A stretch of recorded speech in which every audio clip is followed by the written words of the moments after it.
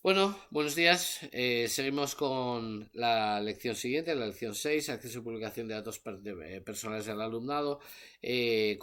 para revisar toda la problemática de todo lo que tiene que ver con la publicación, con la posibilidad de solicitar o acceder a esta información por parte de determinadas personas, como vamos a ver a continuación. Uno de los problemas principales que han existido en esta materia es la solicitud de acceso por parte de progenitores, padres, madres o tutores de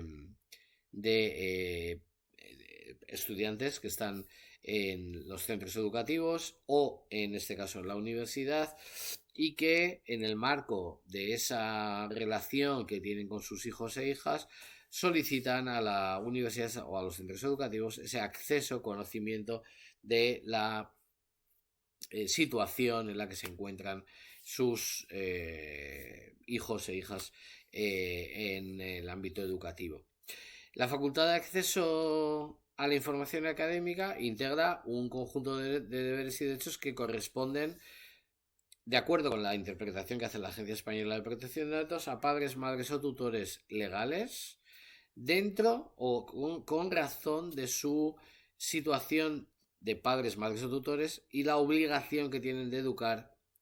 y de cuidar, la obligación de cuidados, alimentos, etcétera, que tienen en relación a sus hijos e hijas.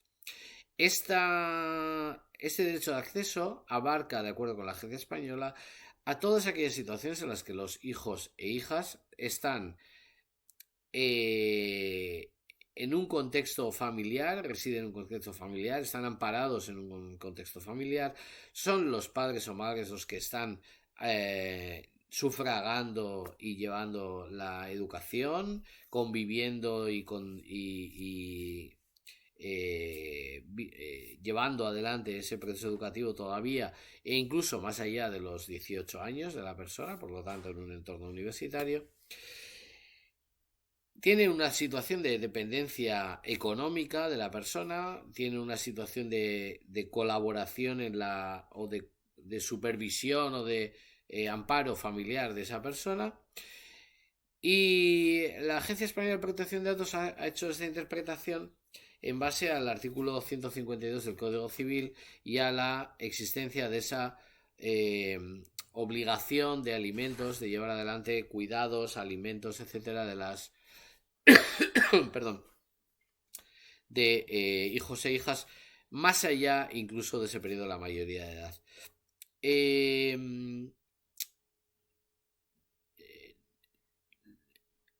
la agencia estableció en el año 2015 una teoría, digamos, una construcción ante una solicitud de una universidad para que se determinara si existía o no ese derecho de acceso. Y concluía que en el caso concreto, o que lo que había que hacer era analizar el caso concreto. El caso concreto con estos parámetros que estamos diciendo, este interés legítimo de la persona que solicita el acceso a conocer una situación general del estudiante o la estudiante que está realizando en los estudios universitarios. También es importante determinar que el acceso a los datos, aquello que se pide, tiene una relación con la finalidad para la cual se pide. Es decir, yo lo que quiero es saber cómo va mi hijo o mi hija y para eso quiero saber una cierta información general de la marcha en los estudios. Quiero saber, pues efectivamente, si está en un curso, cuál es la situación general de ese estudiante en el curso, etcétera. Porque hay un elemento muy importante que hay que tener en cuenta y que el Reglamento Europeo de Protección de Datos plantea en todo momento, que es la existencia de una proporcionalidad. Ya hemos hablado en algún vídeo anterior de la proporcionalidad cuando tratamos los datos. Y tenemos que tener en cuenta que esa proporcionalidad es una balanza. Y en un lado de la balanza está ese derecho de padres, madres o tutores en razón de su colaboración, de que sus hijos están todavía dentro de la relación familiar, etcétera, tienen un derecho de acceso, pero por el otro lado está también en la balanza el derecho de estudiantes a el control sobre sus propios datos. Por lo tanto, hay un cierto derecho a conocer de manera general la marcha en el ámbito de la universidad, pero no a todo, absolutamente toda la información o que la universidad tenga de ese hijo. Y todo esto alcanzará temporalmente mientras alcance o dure esa relación de dependencia económica, alimentos, en relación con los menores que están estudiando, o en este caso mayores de edad incluso que están estudiando. Es que es una interpretación que puede llevar cierta complejidad, que hay que analizar en el caso concreto, pero que hay que ver si se dan los parámetros que comentábamos.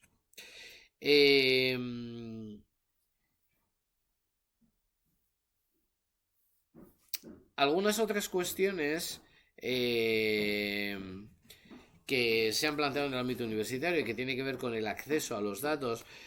por ejemplo, son algunas cuestiones vinculadas a la posibilidad o no de la universidad de acceder, hacer una extracción de los datos de alumnos de promociones anteriores para celebrar un aniversario, invitarles a un evento de celebración, etcétera.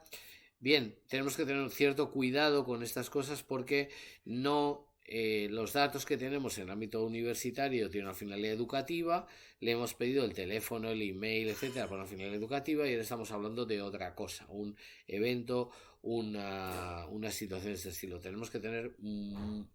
cierto cuidado. Si es posible que la universidad organice para los estudiantes, incluso después de la finalización de sus estudios, eventos, actividades, invitación para participar en jornadas, congresos o eventos más de carácter festivo, como puede ser el ejemplo que planteábamos, en ese caso tendremos que, en el momento de la recogida, informar a las personas de que, oye, en el futuro puede ser que te llegue alguna información. En el futuro, cuando termines, por ejemplo, un grado, te va a llegar información sobre posgrados. Cuando termines un posgrado, te va a llegar información sobre elaboración de tesis. Cuando hayas terminado un grado de Derecho, pues te va a llegar información sobre jornadas vinculadas a Derecho. Es decir, esa relación que no es comercial en el ámbito de la universidad pública, pero que tiene una cierto carácter de fidelización o de mantenimiento de una relación, pues lo suyo sería que desde el momento inicial esté informada, claramente valorada e incluso aceptada por las personas para gestionar adecuadamente estos procesos. En cuanto a la publicación de las calificaciones, y ya para cerrar este vídeo, es un tema que ya ha sido en muchas ocasiones planteado ante las agencias de protección de datos, tanto en